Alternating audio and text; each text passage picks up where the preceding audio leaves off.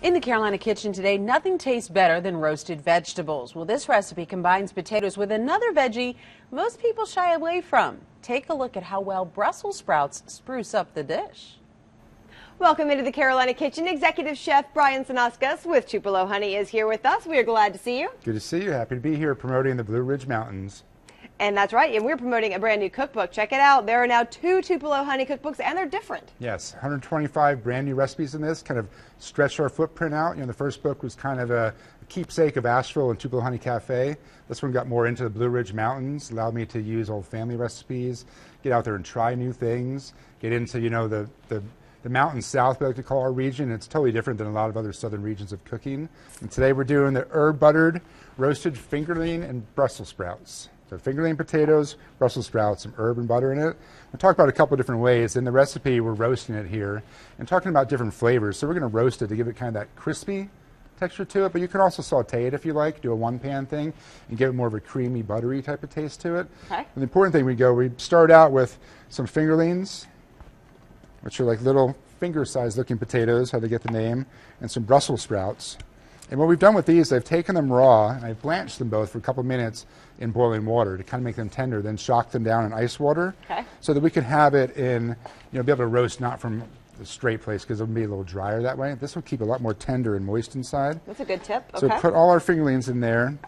We're going to put some fresh herbs in there, some sage, rosemary, thyme, basil if you like. The fun thing about cooking is you can kind of experiment a little bit, pick your favorite flavors you like. If you like tarragon, boom, a little tarragon here would be great. Whatever you've got in your garden or that your neighbor is giving you some of from their garden. So lots of fresh herbs, and it's nice to point out the farms and the farmers markets in your gardens here. All these recipes, a lot in the book are thinking about that, thinking about what we have locally. Okay. So put a little olive oil in there. It smells fantastic. Hit it with a little salt and pepper. Yeah, the herbs really just brighten it up. You know, if you have a lot of herbs, it's a nice substitute for over-seasoning when you get foods that are over-salted. If you put a lot of herb in there, you don't need as much salt and pepper. So we just get that all stirred up. Take some, we'll put it over here in a pan. It'll get roasted in the oven. We'll have some here they'll put in a saute pan. And just again, when we roast them in the oven, this is going to go in a 350-degree oven for about 15, 18 minutes. Get nice and brown and crispy on the edges. This one you'll slow cook in the saute pan, just in that oil, and kind of keep it more tender, a little bit lighter color, a little fresher looking. We'll take these and we'll top it with a little bit of butter near the end. Kind of put that in. A little more herb on it. Just let that slowly melt into it. And boom, be delicious and colorful and flavorful. All right, looks great. Let's get you guys the recipe at home. Go to our website, WLOS.com.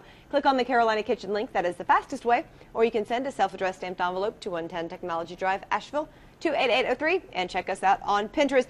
2 different ways, same vegetables, but going to give you different flavors and different tastes. Different texture, different flavors. All right, so try them out at home, both of them. See which one you like. And don't forget, get the new Tupelo Honey Cookbook. Brian, thanks so much for coming in. Thank you. And that's what's cooking in the Carolina Kitchen.